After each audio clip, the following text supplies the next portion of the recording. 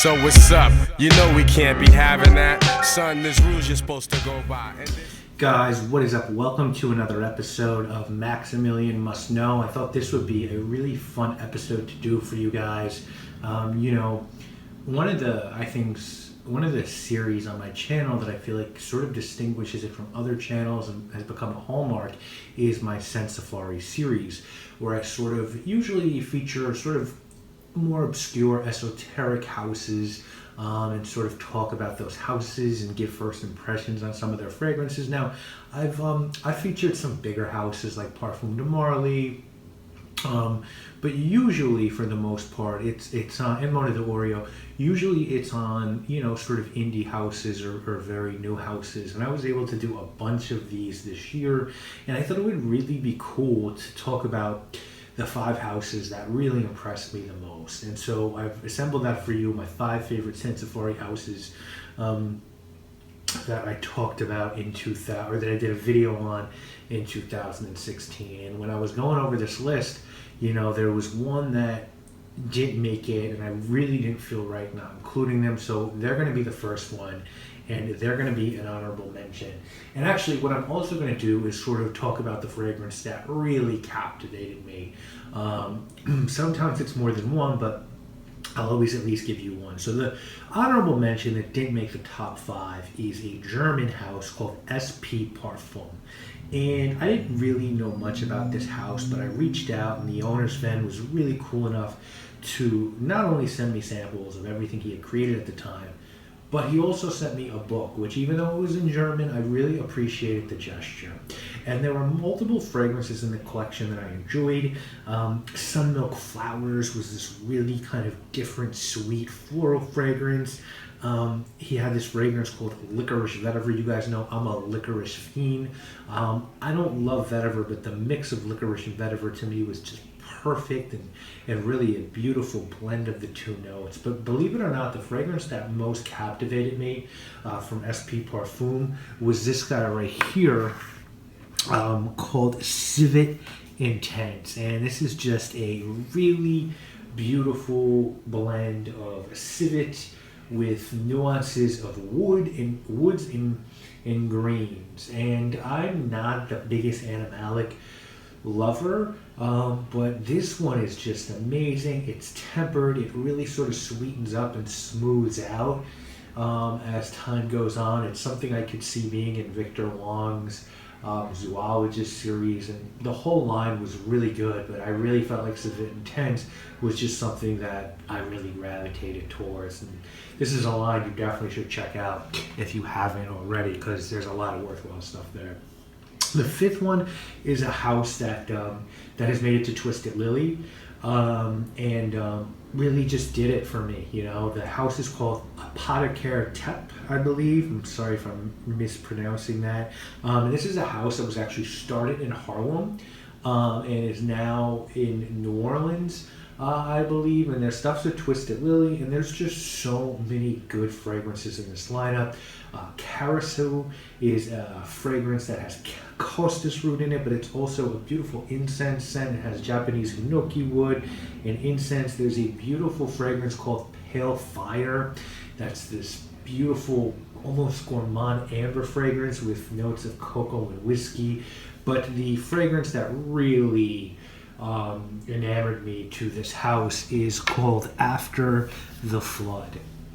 And After the Flood is just this beautiful fragrance with a soil tincture note in it, violets in it, and water lily. But to me, what's most impressive is there is a very real and tangible mushroom note in this fragrance. And to me, the picture I get in my mind when I think about this fragrance is the soil after a horrible rain or a flooding, and just the way that soil and gravel will smell in the forest. And even though the mushroom note, some people might think it's a little strange, no, this is a very sort of sweet and wearable fragrance. The water lily and violet give it floral nuances, so even though it might seem a little strange, believe it or not, it's unbelievably wearable. And when I smelled this line, I immediately told the owner that I really would love to collaborate someday. This wasn't too long after Maxed Out launched, and I still mean that. I think this is just an incredible incredible brand. It shows incredible creativity, and there is not a weak fragrance in this lineup. So if you haven't checked this house out yet, please do check them out. Twisted Lily in New York City carries them. The fourth house should be no surprise to you guys. I smelled this collection and I immediately reached out to the owner, Christy Michelle, and said, can we do a fragrance together? And man, we were close. Unfortunately, you know, I had some really dark ideas, and Christy is really, I think, goes by her instinct, and just sort of felt like she couldn't really vibe with those ideas. So hopefully we'll be doing something in the much later future. But I just smelled the House of Matriarch line, and I was really floored. I think floored is the only way to describe my reaction. So the fourth house is House of Matriarch. You know, there were just many fragrances that I was sent that I loved. Certainly the white chocolate and vanilla and the woods in Coco Blanc is just one of the best gourmands I've ever smelled in my entire life. The magic mixture of pine and leather and oud and sex magic is just something that took my breath away. But the one that really did it for me, and it made me sort of get the genius, is this one right here. And this one's called Albatross, and Albatross is just a beautiful mix of woody notes and marine notes and poplar and cork, and it just sort of smells like you're in a forest near the ocean. You know, like, you know how sometimes near some beaches there's like woods? You know, that's the smell of the green and the ocean together. And this is a long-lasting and long-performing fragrance. You know, these fragrances are pricey. The House of Matriarch fragrances, I know some people don't like that about them, but I feel like the quality you're getting is so much worth it that it's really worth it to at least take a look and see if they're for you. If they're not, cool, but you should really take a look at House of Matriarch, because it really, these are magical scents, and Christy is an amazing perfumer and an amazing person. So definitely check out House of Matriarch. That was my actually fourth favorite Sensifari episode this year. Number 3, guys. Number 3 was a house that really stunned me, because I knew going in that these were probably going to be cool. I didn't think the quality would be at the level it was. I'm just being 100% honest. This is a house called Aether Arts, and it's run by a woman named Amber Jobin. She has an Etsy shop, and once I got the fragrances from her, I have to say, no house sent me fragrances as professionally as she did. She sent me a bunch of samples, and she sent me a folder with a press packet and sheets on each fragrance describing why she made the fragrance and the notes in each fragrance. I don't think anyone else has ever done that, and for someone to be running an Etsy shop and doing that just shows that they're in this game to be a serious player. Now, when I read the briefing, I realized that this was a woman who was selling her fragrances, or not selling them, but making fragrances annually to commemorate the Burning Man Festival. So I really thought these fragrances were going to be a little too granola for me, you know, just to be 100% honest with you. But it didn't take me very long to realize that these are incredible fragrances. First of all, she has an entire cannabis series that even though they all smell like marijuana, they really do sort of smell like different types of marijuana. You know, I don't smoke anymore, did it for a very, very long time, and if it ever comes back to New York, who knows, you know, might mess with those edibles. But you know there's different strains, and different strains sort of do have different effects and smell different, and it's the same way with her cannabis series. She also just has a very wide variety of fragrances. Strawberry Sling is this really sort of boozy, fruity fragrance, but the one that just blew my socks off literally was called Saffron. And it's called she calls it a leather gourmand. It comes in this little roll-on bottle. I believe she made this one for her grandmother, and this fragrance just really, I mean, it blew me away. Like, that's the only way I can say it. There's suede in this one, there's saffron, there's hazelnut, there's vanilla, there's tobacco. It almost reminds me, I like it, I think, better than Tuscan leather. And it reminds me a little bit of a powdery. If you took Tuscan leather and sort of replaced the raspberry with like a powderiness and the leather with suede, it's a little bit like that. And all of these fragrances last and last and last. The quality's through the roof and they're very affordable. So I really recommend you to check out Amber's Etsy shop. I'm going to link to every house in the description. So if you want to get samples or bottles, you can do so.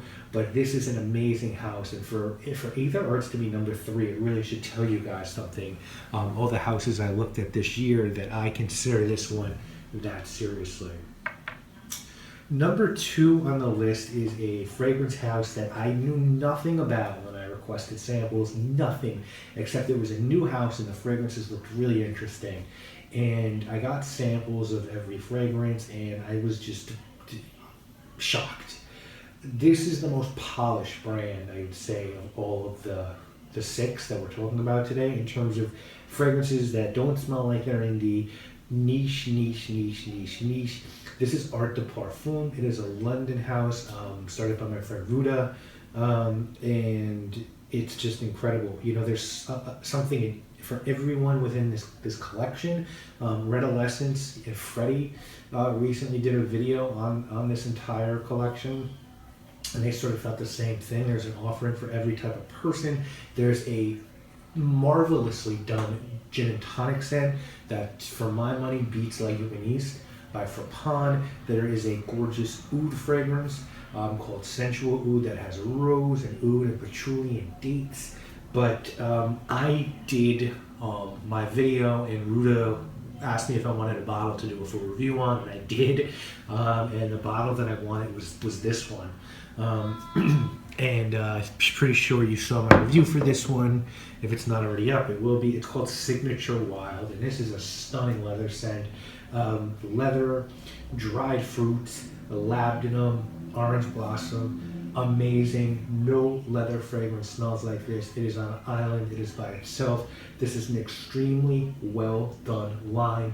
All the scents are extrait de Parfum. They're affordable and they're just insane quality. So I believe the exclusive distributor, as of right now, the line carrying this, the store carrying this house in the United States is Indigo Perfumery. So definitely get some samples there or just check these out. These are incredible fragrances. So Art de Parfum is my number 2 brand. And my number 1 house is one that I did later in the year, and they sent me 5 fragrances, the 3 releases that had just come to Lucky Scent, and 2 that are their newer fragrances. And I liked the 2 newer ones, but the first 3, oh my god. Like, these are pricey, but so the house is called Dusita, and Pissarra is the perfumer. She's a Thai woman who I believe was raised in France. I'm sorry if I have that incorrect, but she's a lovely, wonderful woman. There's a fragrance called Asara, which is one of the best pine fragrances I've ever smelled in my life. It's got pine and sage and tonka, amber, it's ambery, there's vetiver in it. It's really, really good. But the 2, so my mother is a huge white floral lover, and one of the fragrances, Melody d'Amour, she thinks is maybe the best white floral fragrance she's ever smelled. And this is someone who wears, like, you know, the Chanel classics, Cristal, the Durissimo by Dior. Like, I'm talking about the white floral classic fragrances.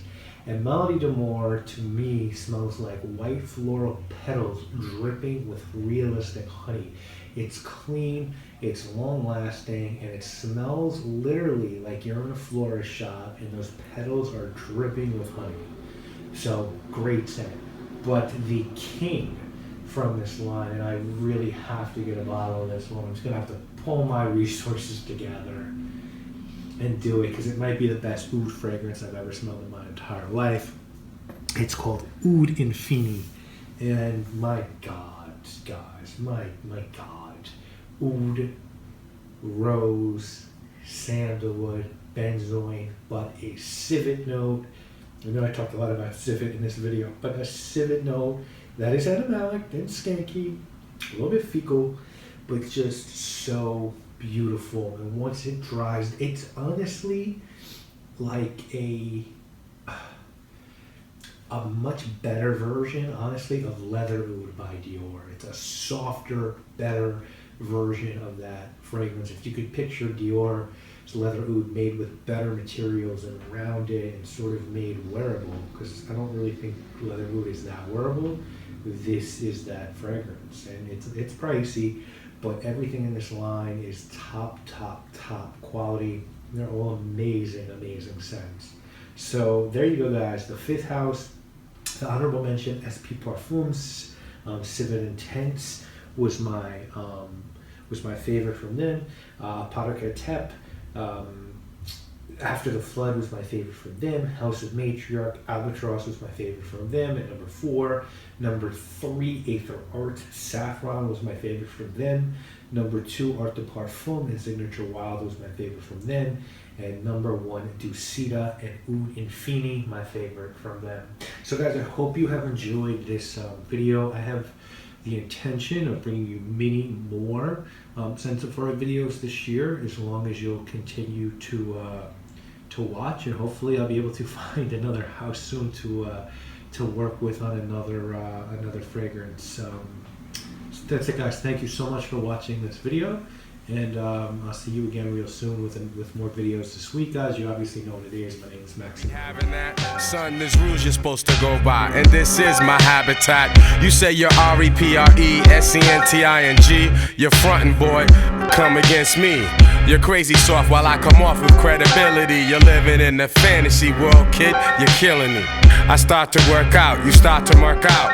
My shit be crazy raw, and out here I got more clout.